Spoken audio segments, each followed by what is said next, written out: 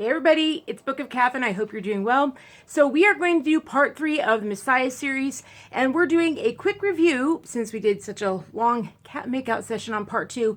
We're going to do part 3 as an advanced session on the pre-Messiah since that is so important. And if you want to, you can skip on to part 4 and get right into the first, you want to get in part 4, you can. But we're going to go into the advanced and see if you guys can keep up or if you've been listening, but get into some more details because I think they're very interesting. And basically, I'm dumping all the research that I've done on you, and it's all censored stuff. And so I thought that you'd find it very, very interesting since it was so censored and so hard to find. It's not really anywhere. So I hope you find it interesting. So part 3, Pre-Messiah Advanced Edition. So, and also seeing what we did in part 2 in actual on a map for you. So very quickly and briefly. All right. So the pagan, basically the religions of the world. So now I really want to make this clear. The religions of the world going into BC. So in general, pagan means that there are many gods. It doesn't, they, like the mystics and everything like that, Cyrus, they didn't worship one god. They held many, many gods. Does that make sense? Like if you study Ashura or Osiris, if you look into it, they didn't have just one god, just like the Greeks. They didn't have one god. They had like 12 demigods and things like that they had, and then those gods had children. Same thing if you look into it in the Hebrew texts. The Hebrew texts actually talk about that, and they actually talk about the same thing, the War of the Titans, but they say those are angels that came down from heaven. So they actually give an explanation for all that. They say the exact same thing happened, but they said that those were the angels that decided to come and sleep with women, which is exactly what the Greek texts say. They say that gods came and slept with women. Same exact description. Is very interesting. So it turns out the Hebrew texts talk about the same thing that a lot of pagan texts talk about. So they're all mirrored together. They have the same things. They just use different terminology to talk about it. The only problem is a lot of these Hebrew texts have been censored. If you listen throughout the years to what has happened to Jews throughout the years, when you hear that they were exiled, a lot of times really what happened is that when they say they were exiled, they were sent into Palestine. They got to go to their homeland, but they burned their text. They'd take their carts and they would always burn their text. So the Christians would be burned at the stake, like if they started reading the Bible or started teaching from the Bible, instead of letting the Catholic priests do that, the Christians would be burned at the stake. For the Jews, they would start burning their ancient texts. And what's very interesting about that is because their ancient texts are also what the Christians rely upon. Very, very interesting. So we'll get into that. So basically with the pagan temples, when I say that it's a ziggurat, it means that this, look up ziggurat. Ziggurat refers to this actual pyramid type formation. So, and if you look all over the world, like I said, China has the most of them. So it means this formation, and you'll see that ancient Sumeria had the earliest ones, I believe. And a lot of them, because they're so ancient, they faded away. The Tower of Babel is one of them, and Nebuchadnezzar built over one of them. That's very interesting. The ancient Tower of Babel in Ur, Nebuchadnezzar actually writes of building over one. He found a temple, he found a ziggurat, and he said he wanted to build over it, and he put his stones around it. And on those stones, he discusses how he found it and that a people abandoned it, and that he decided to build his ziggurat over that one. So there's actually recording in Nebuchadnezzar's, in Persia, Nebuchadnezzar or Iraq, whichever you want to call it, Nebuchadnezzar actually records there being a Tower of Babel that was right out there in the Babylon area. Very interesting. So these ziggurats are found in Latin America, all over. Of course, these pagan temples take other sort of forms. For example, in North America, you'll find huge stadiums just like you find in Turkey. You find half stadiums, these kind of obelisk, these kind of curved stadiums, amphitheaters, like you see at the Hollywood Bowl. It's in an amphitheater. You find that in Pergamum in Turkey for the Roman Empire. That was the head of their celebrations, this huge curved amphitheater. Well, you find amphitheaters down in Tennessee. You find amphitheaters there as well. So there are amphitheaters in North America for the Native Americans to practice in. But the thing that they all have in all of these pagan societies is they all have numerous gods that they worshipped, and they all had 4 layers of society that we discussed. And let me write those down for you. So these are them. The first is the priest or priestess class. The second are the elites or the royals. the third are the consumers, and the fourth are the slaves. And I showed that to you with the Cleopatra tape.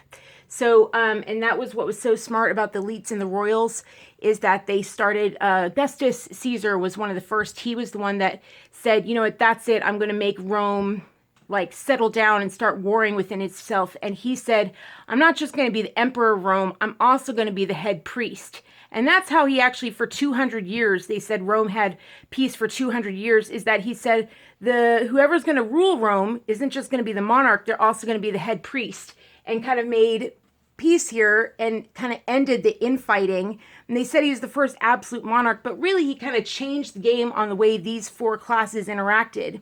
And so that was already starting to happen. That was already starting to happen earlier on, but he made it actually law that it happened, that became the norm in Rome. And you even see it, that continues on today. If you look, the Holy Roman Empire, which is basically the Catholic Church, which they admit it, they say, the Catholic Church, they say that they're the pontifex. If you look up their Twitter handle, Pontifex Maximus, that's the title of Caesar Augustus, who sits in the front of Caesar's palace in Rome. Sorry, not Rome, but in Las Vegas. Sorry. So yeah, you'll see that his Twitter handle is Pontifex, for Pontifex Maximus, the leader of Rome and the high priest of Rome. So those titles are combined. So when you look at, say, the statue of Zeus that they have in their museums, you'll see surrounding Zeus are all these statues of the Pontifex Maximuses with the royal Roman robes around them. So it's very interesting to see all the former Pontifex Maximuses or all the former Roman emperors surround them at the Vatican in Rome. So it still continues today. So anyway, all these pagan temples, they all had different names, obviously, the teepees or the circles or whatever form that they took. All of them were known as temples. These ziggurats were known as temples, whatever form that they took, whether it was circle or whatever, it was a half thing. All these pagans had numerous gods, and it was known as a temple. And what they would do is sacrifice to their multiple gods, and they have a different type of sacrifice to whether it was a female god or a male god. And that was the thing, is that they always had a female god and they always had a male god. And that's one of the reasons people say that the Catholic Church is pagan, is because they have a female god and they have a male god. They have Mary, and then they have the Jesus figure, so the father figure, as well as Mary, though they sacrifice to Mary much, much more. So, but in Hebrew was the thing that stood out in all the religions, because they had a very unique thing. They didn't have a temple. In all these gods, they always expected blood. They expected the grain, and they expected the milk, and they expected the cattle, and they expected very, very high-end things from all. And they had all these different types of festivals that go around them, all these different kind of festivals to celebrate these many, many gods, male and female, that sort of thing.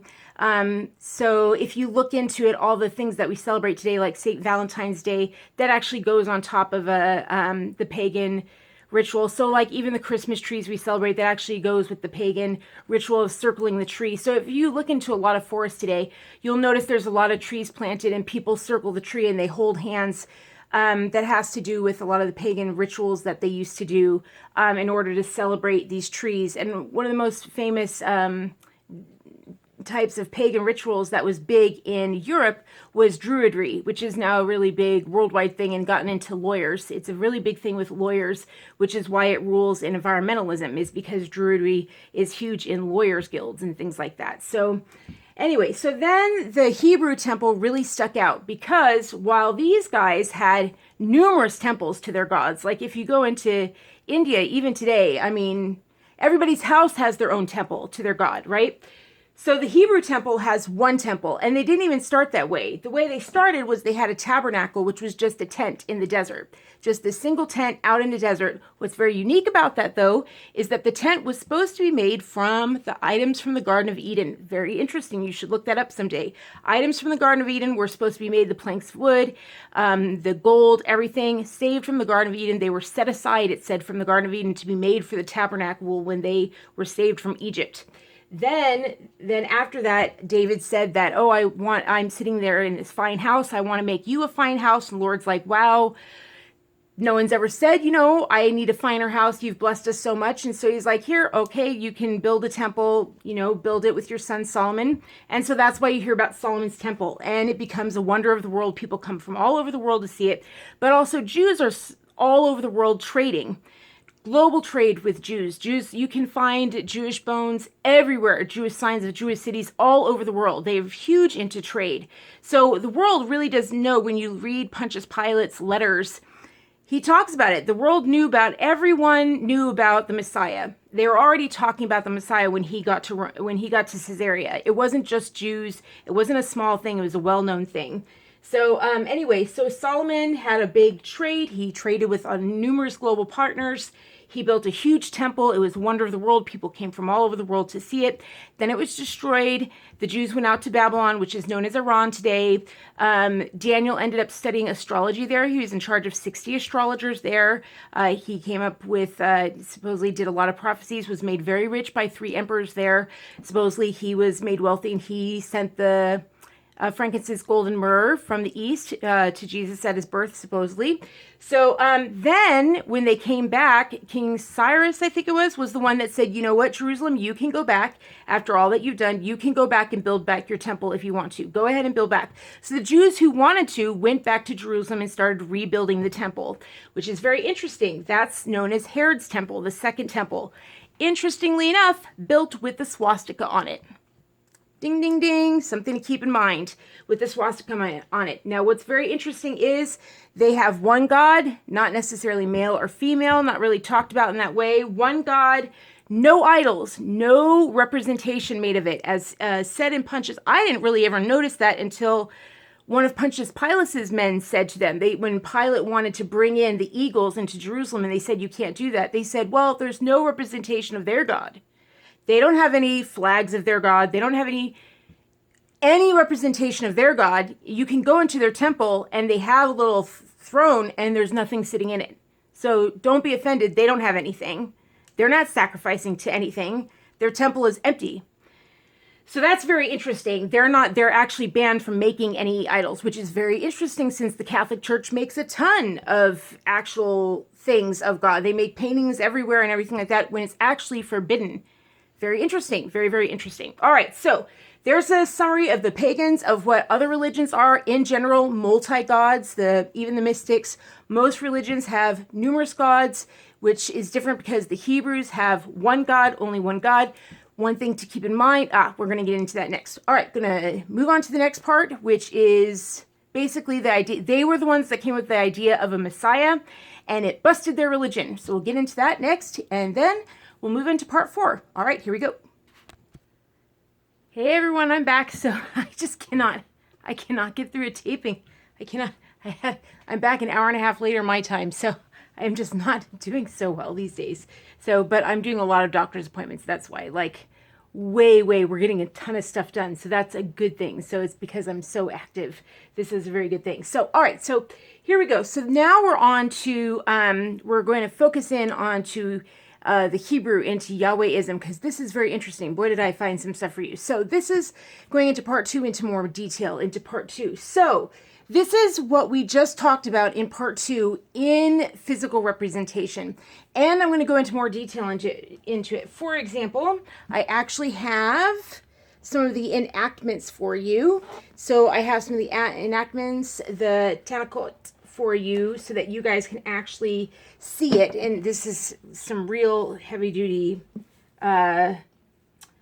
it's just really heavy duty so that you guys can actually see this verse, and we'll get into it. So you'll actually get to see it. So here we are. So let's go ahead and say let's just land this as a mark for because many Jews in the letters of Pontius Pilate, it actually says that the wealthy Jews don't accept Jesus Christ as the Messiah, but the everyday Jew accepted Jesus Christ as the Messiah. So we have to at least add him in, because it becomes one of the branches of Judaism. So we have to at least just go ahead and set that they're in the talks of Messiah, and kind of that. And it does look, when you see that in the timeline of events, if this is Judaism, Yahwehism, and Judaism goes along, there were 3 branches of Judaism. And then after this life comes onto the planet, after the life leaves the planet, Judaism or Yahwehism does split into many more branches afterwards. And so we do need to actually have that discussion. So let's go into the history going back a little bit. So if we go back to in Yahwehism, if you go all the way back, we're going to start after they were exiled in Egypt. We're going to go right after they left the big party of the Red Sea, party of the Red Sea, and they come into the desert, wandering in the desert. Now, what's very interesting is they have found tombs for both King David and for King Solomon. They say there's no proof that either one of them existed. Actually, there are tombs and relics of both of them that were found in Egypt. It's just on the other side of the Nile. And that's what's very interesting, is that people assume that Egypt today is just everything in Egypt, but then all the way to like this Red Sea. It's very interesting. You guys should look into it. So they go ahead and they go across the Nile, and they go across and they go out into the desert, and they get the tablets at 1400 before Common Era, or before Christ, whichever you want to say. So 1400 BC, and the tablets come down. Now, something very interesting is another god is mentioned. The god that is actually standing over Beirut, for anyone following the Beirut series. Bum, bum, bum. Asherah, the goddess Asherah, is actually mentioned when the tablets are handed down. The goddess of the pole, the maypole, is actually that Hitler dances around the maypole, the celebration that they have there.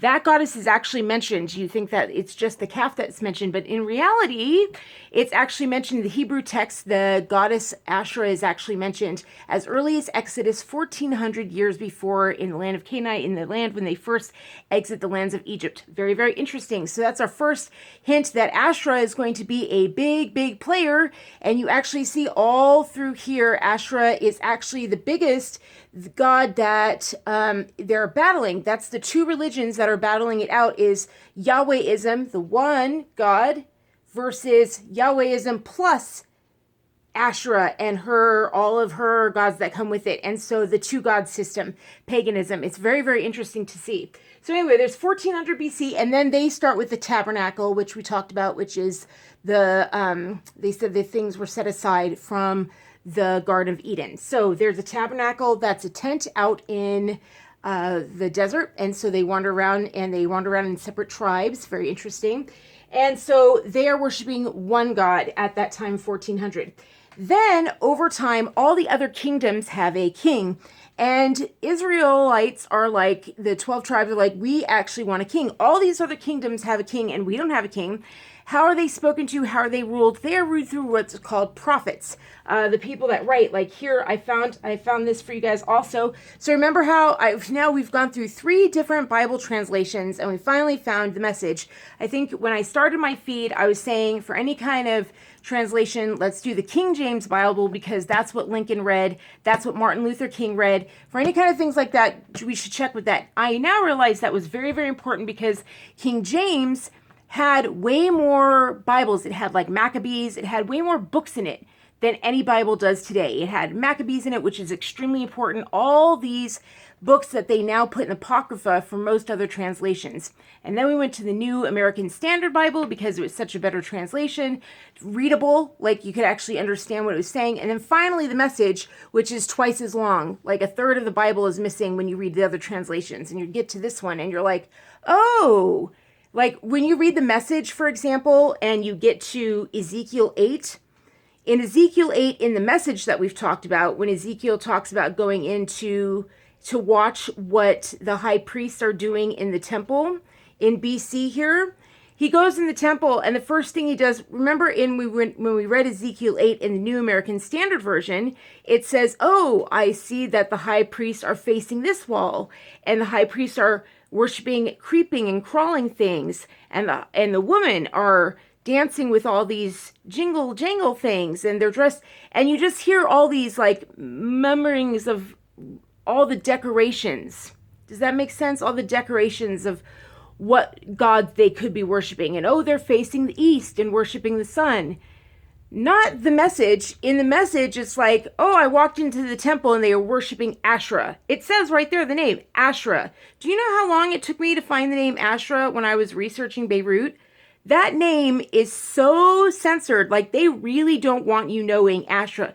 They covered that up. Oh my gosh, for Beirut. OMG. And Asherah is central. They always... You watch as Google would send you, like you type in something and then it would go resend forward, and then send me somewhere else. And I was like, why can't, okay, all right, I'll move on, Tiberius. All right, so here we go. So on to 1000 BC, they said they kept wanting to have a kingdom. That's what the Hebrew texts say, is that they were getting all their messages through what are called prophets. They were, what mystics would call, wise ones. And so they would listen to wise ones and follow their words. And the high priest would do their cleansing and go and do their sacrifices and things like that to cleanse the people. And they'd move on that way. So they didn't have a leader. They didn't have any leader. They would have high priests that would do the sacrifices for the people and cleanse the people of their sins, that sort of thing, just like the pagans did. But they had one God. And they wouldn't sacrifice any humans. No humans would be harmed. They would always do. And they didn't sacrifice that often. That was the other thing, is that pagans sacrificed a lot. And Hebrews actually did very, very few sacrifices at all.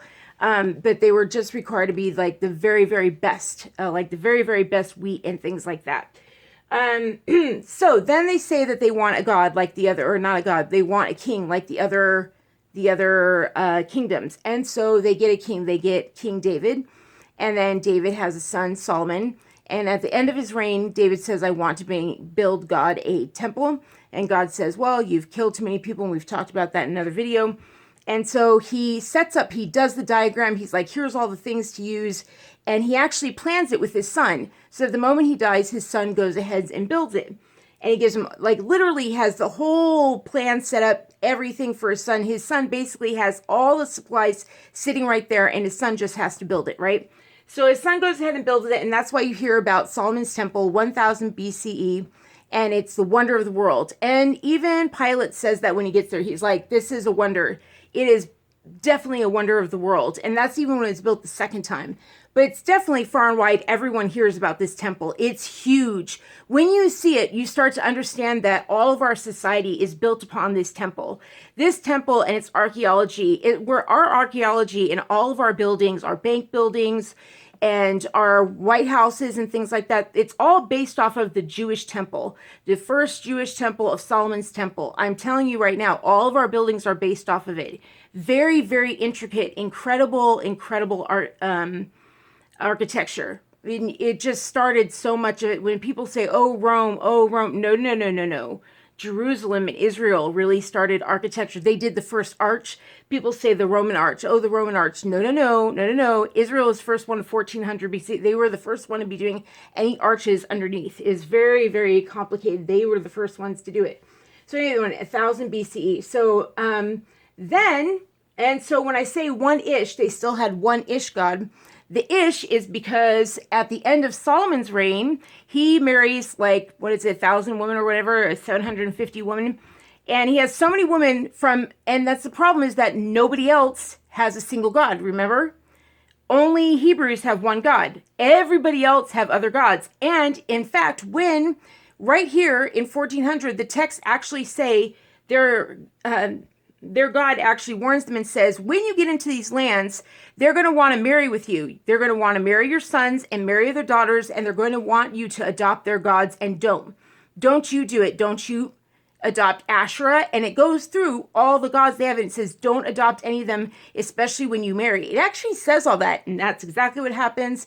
Solomon marries and adopts all their gods, so by the end, he's actually worshiping Asherah. He's actually worshiping Moloch and sacrificing babies. In fact, in this time he says, do not make any metal gods. And now we know why, because metal gods would be heated up to sacrifice the babies. Because you could put a fire underneath a metal god. It would heat up the metal god so that you could burn a live skin and hear the screams. And that's what they would dance to, is the screams of the children or the humans being tortured alive. So I do love Dobki. But I don't like the Dobki where you can tell that was the Dobki, the fertile dance that they did to the baby screaming. You can tell when you watch some of the dancing, which one was done to like da da da da da for celebration and for life, and then which one was done for death. And so, you know, I don't know if it's just me as a dancer, but so I kind of pick through my dog key, which I like. So anyway, so there's kind of the kings started getting off. The kings started, and especially the kings start trading. Remember what we talked about, buying and selling in Ezekiel 28. We learned that buying and selling is what got Satan down, or the angel that made all the angels fall, or whoever it is, Satan or Azazel, whoever it is, buying and selling is what did it. And so they're trading now on the Great Silk Road, and these kings start going down. Would you like to know how badly these kings went down? Let's hear it. Here comes Isaiah. Isaiah finally does it. We knew that there was a Messiah coming. You can kind of hear about a Messiah coming through the Hebrew text here. And no one else has anything like even remotely relating to Messiah. And that's something we're definitely going to get into in part 4, is like what a Messiah is versus what all the other pagan religions talk about, versus any religion talks about. What the heck is this Messiah, and what does it mean versus any of the other religions? What is this Messiah idea? So, and so this Messiah, the identity of like who the Messiah is going to be and the identity of him comes through the prophet Isaiah. So the prophet Isaiah starts prophesying about 750 BC, starts talking now, not just about the Messiah that's coming, starts talking a lot of other things. Starts talking about the kings, who the king's messing with, who the king's sleeping with, who's all the drama. Because remember I said if you listen to the king's courts, it's like First King, Second King, Deuteronomy, it reads like Game of Thrones. It's really freaky, like who's sleeping with who. Like, even if you just hear about how Solomon was born, let me talk, sister. Let me talk, sister, about how Solomon was born. You want to know how Solomon was born? Here goes King David all the way through thing. Oh, God's going to give me. Oh, God's going to give me all these things. And then one night, he's like hanging out, and God gives all these commandments about don't lust. What is the 10 commandments? What is it? I've had to learn what the 10 commandments are now. I'm like, great. I got away with it for the first 30 years of my life, never having to have to learn the first 10 commandments. Found out the Catholic Church changed the 10 commandments, even changed them up to change their religion so that it could definitely be pagan and not what it actually is. So their 10 commandments, all right, I never had to learn them. Now I have to learn them. Now I'm actually learning them for all this study and research. So I know in the 10 commandments that David definitely broke a big one, which is don't look at your neighbor and covet. And he literally looks out his neighbor, and not just his neighbor, but one of his soldiers, like one of his chief commanders, right? Sorry, this isn't funny. I keep laughing. This is terrible, but King David is just so beloved. They're like, oh, the Star of David. But he goes and looks out the window, and he's like, she's hot. The wife of one of his commanders. So it's kind of like if Trump looked out the window of like Captain Cully or whatever his name is, you know, one of his chiefs, and was like, she's hot, bring her over or whatever. And she's like, crap, he's the president. I can't really say no. That doesn't really count because Putin, let's say Putin does that. Like, I'm trying to think of who has a dictatorship. Xi. So Xi is like, yep, I want that one. And so pulls her over or whatever. And then King David's like, hey, he sends a note to the front lines where the guy's fighting. And he says, here, put him in front of this line. Like, apparently she performed really well. Bathsheba performed really well, I guess. Because he then sends a note to the front line and says, hey, can you put this neighbor of mine, can you put him in the line of fire? So the guy dies. And the guy was like, here. And the guy, oh God, it's a big, long drama. It's really interesting. Like, anyway, it's just, there's this whole, and they outed him, like the men were really pissed that he did it, and they did it, and so it's just this whole night, it's not funny at all, but like, he basically offs one of his officers so that he can keep the wife, and that's where Solomon comes from, the great King Solomon of wisdom or whatever. I'm like, can you imagine, like, the gossip that must be in the kingdom, like, I mean, half of me thinks that he did all the trade with everyone just to make sure they spoke nice about him instead of being like, wow, that's the child of the, anyway, you know what I mean. So imagine gossip. Anyway, so on and on, there are more and more kings afterwards, and then Solomon doesn't keep any of his queens as his queen on the right hand. He makes his mom the right hand queen, Bathsheba. Like, that doesn't start any rumors. Anyway, so that's what all the Jewish kings do. They make their moms the queens. There's actually a name for it, like having your mom the Beersheba or something, or Gasheba. I can't remember it. I wrote her whatever, I can't remember the name of it, but there's actually a name for it. Like, the mother gets to be queen of Israel. I'm like, well, that's a different way of, ew. All right, so anyway, so here comes Isaiah. He's out there prophesying, and he calls out King Manasseh, who was on the throne at the time. And not only does he say, here's the prophet, or here's the guy who's coming, and he says a lot of things that makes them go, oh, we don't want that guy. He's going to make us look pretty bad. Here's the big thing that he said. You want to know the big thing that really pissed them off? Let me really chap your hide. So this is the really big thing that Isaiah said. Isaiah went and said, well, he's not going to just be the Messiah for Israel. He's going to be Messiah for all the nations. Bing, bang, boom, wham. Like, that pretty much did in Isaiah. Isaiah got stuffed in a tree and they sawed it in half. And close.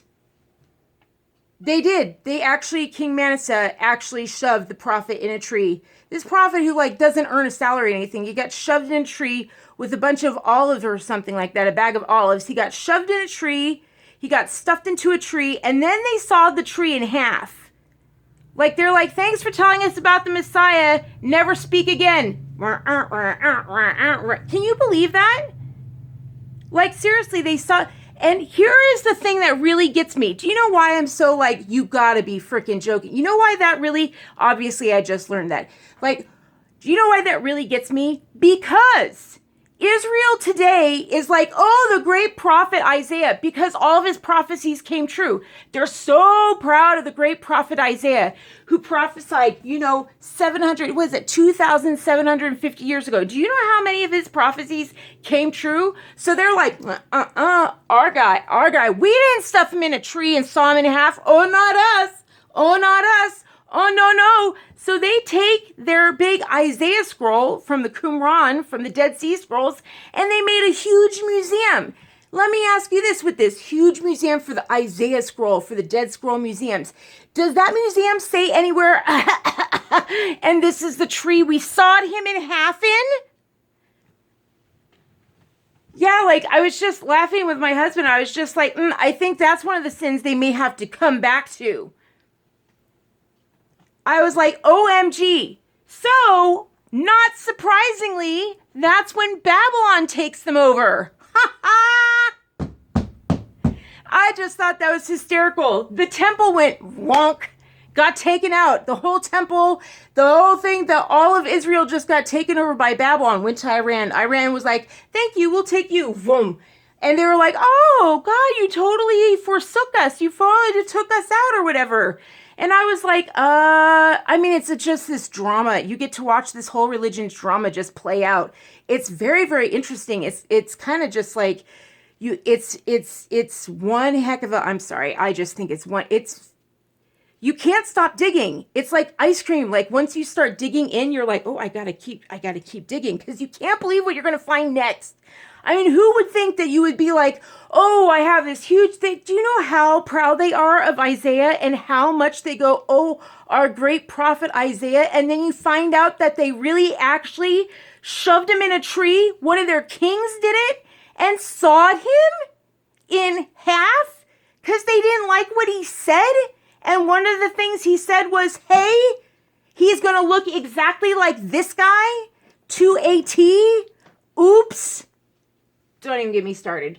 All right, so then they get put into exile. Now, here's what's very interesting when Babylon takes them over. Do you want to know what's very interesting? That temple gets mowed down, whoom, by the Babylonians. They go through, Nebuchadnezzar's like, I'll take you out, takes them out, takes down the temple, which no one ever thought would happen. Solomon's great temple, wonder of the world, got taken out for exactly 70 years, 1 week, 70. Exactly the day it was taken out. and then rebuilt. King Cyrus was like, would you like to go rebuild it? Go ahead, go rebuild it. And they rebuilt it with a freaking swastika on it. Swastika, people. And what did they rebuild it with? Just like before, tons of, let's talk about it, people. Where is it? Once again, lots of Asherah trees, because they love Asherah, also known as Gaia, which the whole UN worships. Why do you think Israel is the only thing they talk about at the Human Rights Commission? Every single subject is about Israel. It's all they ever talk about is Israel, Israel, Israel, Israel, Israel, Israel. There are 200 and what nations, and they don't talk about anything but Israel. For a reason. That's it. Their whole entire agenda is Gaia and Asherah, which happens to be, as they put it, the Jewish tree goddess. Should look that up sometime. Asherah. I thought that's amazing when you find out that back here in 1400 BC, they're on God in the book of Exodus with Moses. Moses is like, no Asherah, no Asherah. And then you find blogs where it's like the Jewish goddess tree. I guess that didn't work out. So anyway, Cyrus comes in, says you can take it back. And by then, this little guy about the Messiah prophecy got them so stirred up that, remember what I said? I said that they freaked out about their Messiah so much that they were like, we can't do this. This isn't going to work. We need to start our own religion. And so all of the high priests started what's called enactments. ENACTMENTS. Enactments. And what you will find them called is Tanakhot, or I think it's the Mishnah. Or the Mishnah. And so what that is this. So for example, if you are, let's say, any one of the number of, if you're digging into, prophets. If you're digging into the prophets of the Old Testament, if you're, what do you say? If you're a Lutheran, there we go. Let's pick Lutheranism. If you're a Lutheran and you go into the Old Testament, you're going to go through the Old Testament and you're going to pick it out and you're going to be like Deuteronomy, Samuel, Kings, Job, Psalms, Proverbs. So each one of these is a thing that was written back then. Isaiah scroll. Jeremiah, prophet, huge prophet. If I remember correctly, Jeremiah, I believe he didn't end too well either, if I remember correctly. A lot of prophets went. Ezekiel, big prophet. I think the prophets right around this time started facing really bad ends, if I remember correctly. Daniel, lucky him, Nahum, Habakkuk. Okay, so basically all these people, exactly their texts and prophets are right here in the Old Testament. You would think, from the way Judaism and Israel and the Hebrews talk, and Yahwehism talks, that's what would be in their Hebrew Bible. No, nope, because if they gave that to their kids to read, they would come up with, oops, this one, which, by the way, I was raised as a Catholic kid, and they didn't ever crack one of these open. So even though it had all these and it pointed to this, in my opinion, very clearly, I never knew that. I mean, I certainly never ever saw anything like that. You know what I mean? They were like, pray to Mary, pray to this saint, pray to that saint. If you have this kind of broken toe, then go pray to that saint that did that. I mean, they never said pray to Jesus once. I can't think of a reason they ever gave to pray to Jesus for anything. Never mind God the Father for anything. They always had some other saint to pray to, which is not unlike, anything in the Chinese religions or Eastern religions at all whatsoever, or in India or Hinduism, all the same. it's just paganism. Many, many gods. And do the candles, do the, Santa Muerte, all this stuff. So anyway, you break open it, and this is what you have. Boom. So this is what is this one?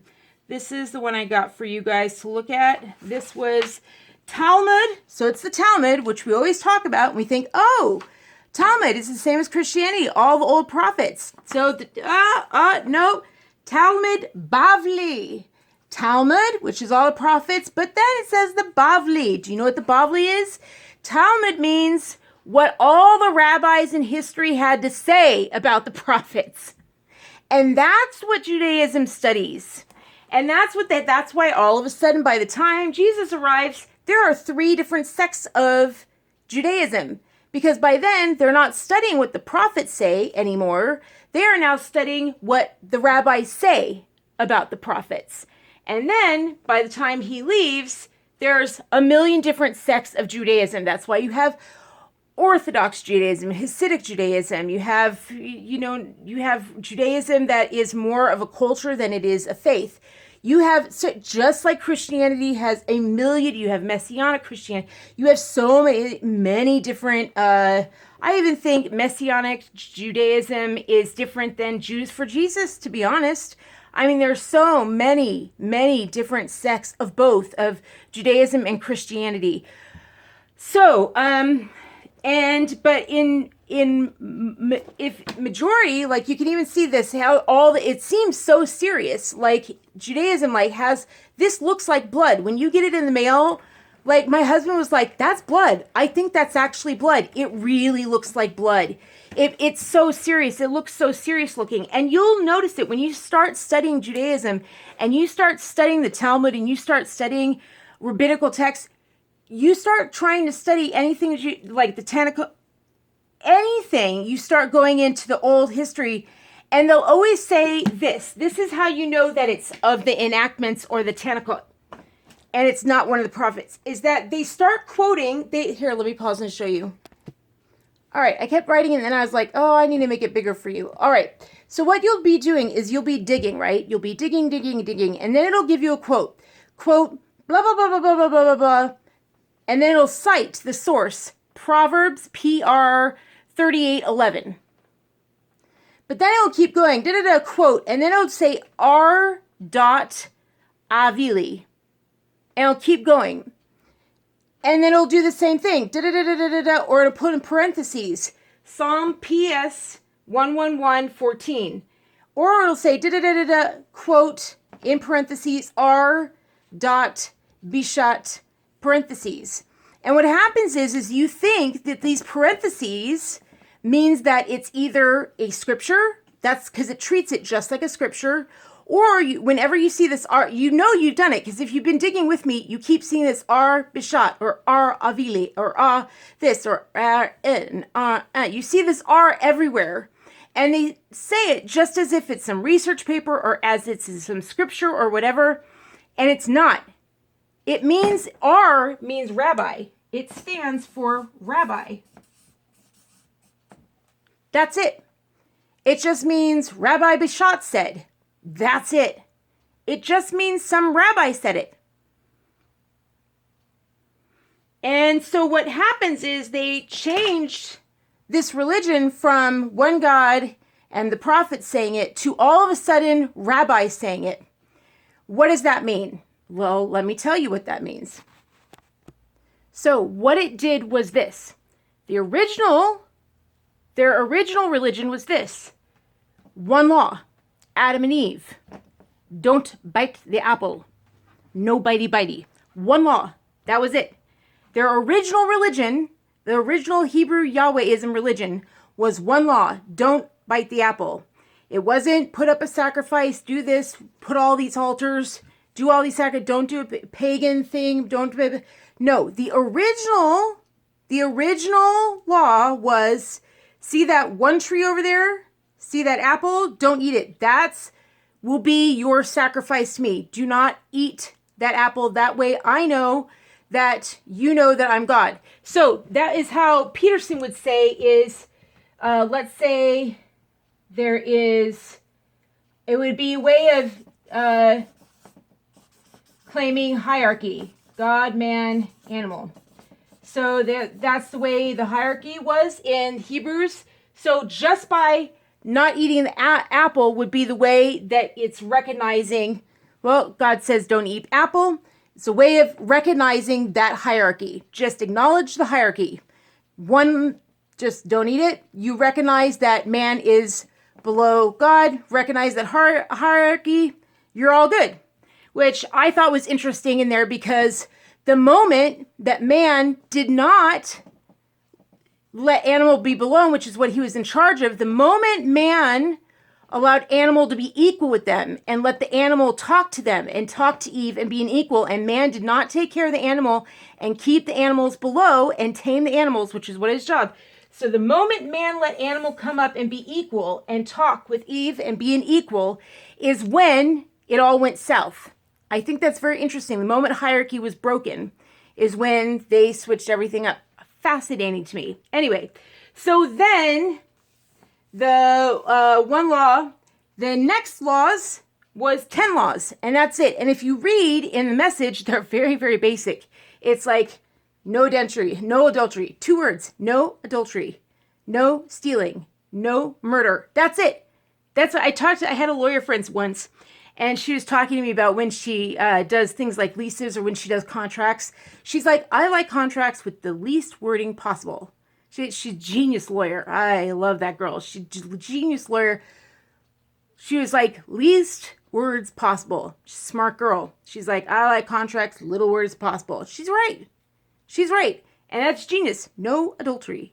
No murder. I thought that was hysterical when I saw that. I was like, when they opened up the Message, and I was like, there's almost no wording. So that's it. But 10 laws. Then in comes enactments and the Tanakot and and all of a sudden there is, as one put it, it was like, when you get up in the morning, tie your right shoe before tying your left, tie your right shoe, then lean over, tie your left shoe, and then put on your right shoe, put on your right shoe, put on your right shoe, then put on your left, put on your left, then tie your right shoe, then tie your left. I can't write anything. But it's put on the right shoe, put on the left shoe, then put on the right shoe, then put on the left shoe. So you do understand that that has nothing to do with like what the prophet said. I mean, you've dug enough into the prophets now that that's ridiculous. When you get into that, it's regulating things of like, when you wake up in the morning, you now have to put on the right shoe. Like, in order to be holy, you have to put on your right shoe, put on your left shoe, put on your right shoe. And it was interesting, the person who was teaching this, they actually show this slide of what Jesus Christ had said, or what they say that he said when he came. And he said, yeah, do everything that they say, but everything that they also, if they do it. And he was saying that they don't do it. They don't actually do what they say. And in my opinion, when they make this many laws, you've seen it. They do it in communism. They do it in socialism. When they make so many rules that they regulate how you use your fork, they use it. It means it turns you into a child. You can't think about anything. It's like, here, turn this every day. Here you go, here you go, here you go. And what they're doing is they're not actually giving you freedom to be yourself or anything like that. What they're doing is they're making so many laws that when they want to catch you and turn you in, if you're ever a bother to them, they can hang you. That's what it is. It's like Cardinal Richelieu when he said that, give me any man, give me the most righteous man in the world, and I can hang him with one sentence. Give me one sentence he ever wrote, and I can hang him with it in 3. And that's absolutely what they did. They basically created what's called rules and regulations. And so that's what the Tanakot is. They made this big Tanakot, and it's all rules and regulations. And that is why there's a big shakeup when there was a touchdown of this new guy, because it shook up the rules and regulations. And so when you see what we call the Sanhedrin, the Sadducees, and the Pharisees, even Pilate in his letter to Caesar afterwards, he really outlined these 3 groups. He knew them very, very well. And that always says something like when the Romans are like, hey, look, I paid attention to them. Da da da da da da da. That always says something like that. It's anyway. So that's the advanced. That's my research on it so far in the advanced, because we're now getting into the actual touchdown. Pilate was there when the actual touchdown happened, but this is all the pre. This is the advanced on the pre going into the game of the first person they ever called a Messiah, whether or not they were a Messiah. This is what they said was a Messiah, who disagreed that it's a Messiah, whether or not they should be a Messiah. You can read into Isaiah and see what they said the Messiah was supposed to be for. And what it's very interesting to me that the reaction instead was not, well, we're just going to bury, because what they did do, what all the high priest did and the high priest class did, is they started actually burying a lot of these texts just the way that we get them buried. Okay, so I'm going to give you one last thing here. All right, so just to show you before we go, this is the Geneva Bible. This is huge. Do you see how much bigger this is than the Message book I just showed you? This is the Geneva Bible. This is the Bible that started the American Revolution. It's massive, you guys. There are so many texts that we don't have today that they've burned. Look, it even has all of these drawings for us of the tabernacles. Do you see that? This is what started the revolution, is that people started getting drawings of what all of these Hebrew and Yahwehism is, and they learned about things before all the rules and regulations and things like that. And I'll show you one more thing before I mention it. This, by the way, is the book that I really said I think everyone should get, the Chronicles of Jeremiel, the Hebrew Bible Historial. I just think it's absolutely fascinating. Hold on. So Jeremiel has all the books that were being burned that they would find when they try to, the kings of England and kings of Europe and the Pope were trying to burn. So I'm going to just read you off like the contents. The creation of the world, the 7 planets and their function. And that's what we learned about astronomy. Astronomy was really, really big in Judaism. They said, it's interesting, they said that, I learned that in Genesis, it said that the creation of the stars was not just for dates and times, it was also for signs. Like there's a big thing about being created to tell us about, well, there's a huge, turns out, section I didn't even know about, just learned about community, studying the stars now and how that goes into prophecy with these Hebrew texts. I'm like, oh my gosh, that's a whole other nice side of digging. And that's because these texts were burned up. We didn't know about it because the 7 planets and their functions. I mean, this is all, can't believe they're being burned up over time. It would be nice when I grew up with my family going to all these Yosemite things, studying the stars, and all they would tell us about is Greece and Greek and how they saw the stars. That's not really fair. There's a lot of different communities out there. It would have been nice to hear, especially in my opinion, the people who founded America and gave us free speech and gave us the ability to do what we did. For example, we got up and left where we were and drove to Yosemite. What gave us the freedom to do that and even vote for the officials that gave us that, we should really know about the people and what they thought of the stars that did that. And that's in here in Jeremiel. And I really wish that is what was taught at these signs and wonders. I don't know why we're being taught Greek, because Greek certainly didn't say, oh, people go be free. You know what I mean? They were the ones, putting people on crosses and stuff. Anyway, the formation of the child, admonition against sin, punishments and rewards, the beating of the grave, the descriptions of hell and paradise, fall of Adam and Eve, history of Methuselah and Enosh, history of Cain and his descendants. That's one of the things I found out. These things really, when people say what happened between Adam and Eve and who did they marry and how did all that happen, turns out they have all that. Like all that is in here. The generations of Noah, history of Genothite, Nimrod, and Bel, Abraham legends, the wars of the children of Jacob, the will of the Naphtali. Oh my gosh, it's just so much. So I really recommend things like this. And the Geneva Bible, our ancestors and all the freedoms that we have are based a lot on these Hebrew texts. The Old Testament, in my opinion, it seems to me, the Old Testament is really what did a lot of this for us. Even more so that, I mean, we'll get into this, into the Messiah, but I just find it interesting. So there we go. There's the advanced, and we will get into the Messiah next in part 4. And I hope that is a good look at, because the next part will be really easy. I mean, the next part when he touches down and we talk about that and shakes up everything, that'll be really easy to understand after these parts, I think. So thank you for joining me. Please donate down below, just $1 a month. And please, like this month, these months, please, if you're not donating, please donate. This is the time to do it, because I am doing like massive dental work, like, and you guys know what dental work is. I'm getting drilled in, like every week we're doing like massive dental work. Like my teeth are all falling apart. I've ground them to nothing.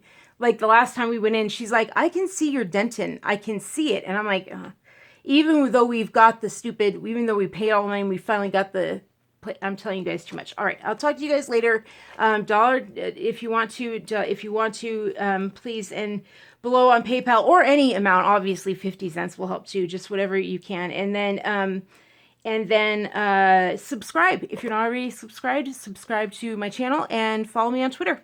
I love you guys so much. Have a wonderful day, and I'm glad that you're enjoying this adventure with me, because I've done so much research. It's so nice. I found this paper. I was going to share this with you today, and right when I was digging upstairs and doing some research just to finish this up, I found my big chart from when I shared with my friends this research when I first started doing it in February. It had February 14th or 12th. I think February 14th or something marked on it from something. And it had like this whole like timeline too, from like when I did like this whole thing with my friends. They had a question. I had marked it all out. And it was like 604 and this and this and this. And I was like, this is the chart from when like I first started doing all this with my friends. I told you, like, I've started this whole year. And I was like, I just found my first chart from doing that. When I first did the whole discussion with my friends, it was kind of neat. It was kind of neat to see. And I'm like, wow, I've filled that chart out quite a bit, like, and it's really neat to see, because Tanaquil and everything started right 750 BCE is right when Tanaquil started doing her prophecies over in Rome. Everything was going down right around that time. There's a lot happening in the world at 750 BCE. It was quite an interesting time to be alive, unless you were Isaiah and getting stuffed in his tree. All right, love you guys so much. See you around, and please share this. I think this is an interesting video. Love you. Mwah. Wherever you are in the world, it's good to see you. Bye. Right. If I have time, put on the videos that you can share and see part 1, part 2. We get to go into part 4 finally. We're finally here. Woohoo! We never get here. With all my appointments, I was like, we're never going to get here. We got here. Yay! Bye. And no cat. No more cat licking. Right, Lila? Wherever she went. I was like, you're out. Can't trust you.